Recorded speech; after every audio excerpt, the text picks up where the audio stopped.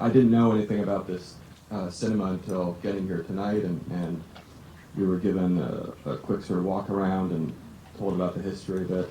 And I just find it so inspiring. I can't even describe. It's so moving. You're often taught, at least in America, about sort of film, and especially young people's relationship to film. There's a very defeatist attitude, I think, in Hollywood right now. I know among a lot of filmmakers who, will say things like, oh, I would try or want to do this kind of film or that kind of film, but people don't care anymore. Everyone's just on their phone. And they'll often blame young people. So they say, look at the new generation. I know you and I, we grew up going to movies, but young generation, they don't care. And then I hear about something like here where not just the sort of force of activism and passion that led to this even being what it is today, but that it was led by high school students. And it's just so counter to the myth that I think you're taught in Hollywood, that I always sensed in my gut was wrong, but I maybe didn't have the proof. I think this in some way is the proof that that's wrong, and that we underestimate young generations.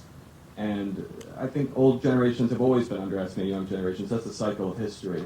I like to think of cinema like that the young are going to be the reason that it keeps on going and defying the defeatism that I think has completely taken over Hollywood and crippled it. We talk about this a lot, and it is so moving to see all of you here and to hear the story of this movie theater and what this organization does. I wish I could bring you all back to America. It has become extremely cynical, and not just in America, but in film culture worldwide. And it's the golden age of streaming and television, and there are wonderful things happening there too. But what happens here on this big screen and what happens here in a room like this is very, very special. And from my point of view, it's something that we don't even understand yet. Coming together, to sit in the dark and sit together and commune together and laugh together and cry together, it has almost been now dismissed as a cliche.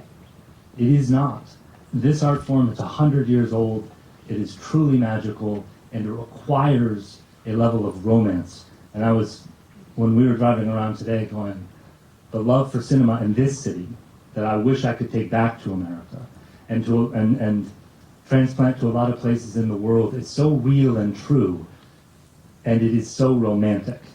I still have a real romance for what this is, and you guys really inspire me, what you do here. And I just want to say thank you.